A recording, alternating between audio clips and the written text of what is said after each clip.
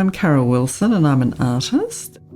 I've recently given a collection of archival material to the RMIT Design Archive, and they are posters and design material from my time in Jill posters and Another Planet posters. The 70s and 80s in Australia was an era of screen-printed posters, political posters on various themes. So there were collectives in Sydney, Canberra, Melbourne, all around the place. And screen printing was something that was done in art schools too. So as a young feminist and with friends, we all decided we wanted to start a feminist poster group. We initially started making work for paste up around the streets of inner city Melbourne, where we all lived at the time. And you would see a sign commonly on street walls that would say, "Bill posters will be prosecuted," and "Post no bills." So Jill posters was a play on the name Bill posters. For us, it was all very exciting going out, always in the dark of night, because of course this was an illegal activity and you could be arrested and fined. It was a very loose arrangement. It was more or less a case of anyone could do a poster on anything that they wanted to. They're mostly on feminist issues, but also it was the era of great focus on nuclear disarmament. So there's quite a lot of posters on anti-nuclear issues, and then more broadly on feminist issues such as free childcare, violence against women. So yeah, a variety of issues.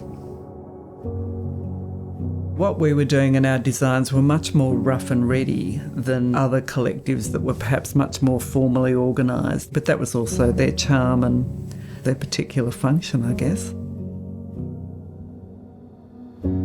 In terms of galleries and opportunities for young artists in the early 80s, there weren't any. To actually get their work out there and get it noticed on a street wall was the way to go. We created our own opportunities. But then over time, they were kind of being recognised, people were interested in them, and we started to get approaches from bookshops and galleries who wanted to stock them to sell them.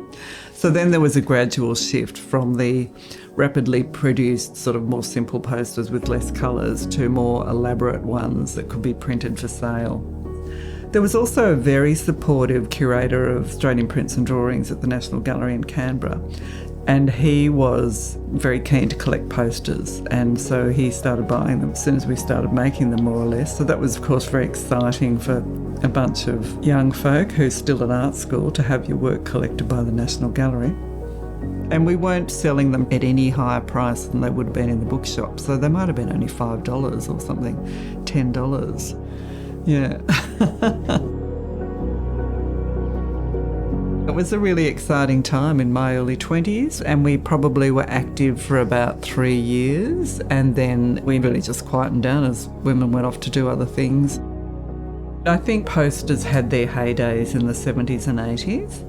Things moved on and that people could do things more easily through commercial processes. So the enduring legacy of these works, I think, they're quite interesting as art objects in themselves, and they're very much of a time and of a particular techniques and technology at the time. People of my generation or a bit older get them immediately and are often familiar with that type of work from that period. So there's sort of nostalgia and fondness, and that's great. Whereas I find younger people are often really fascinated, how did you do this? What was the technique? And just sort of fascinated. There has been quite a lot of interest in the posters in recent years, though I am constantly re-engaging with them, telling stories. It's just wonderful that there is such interest.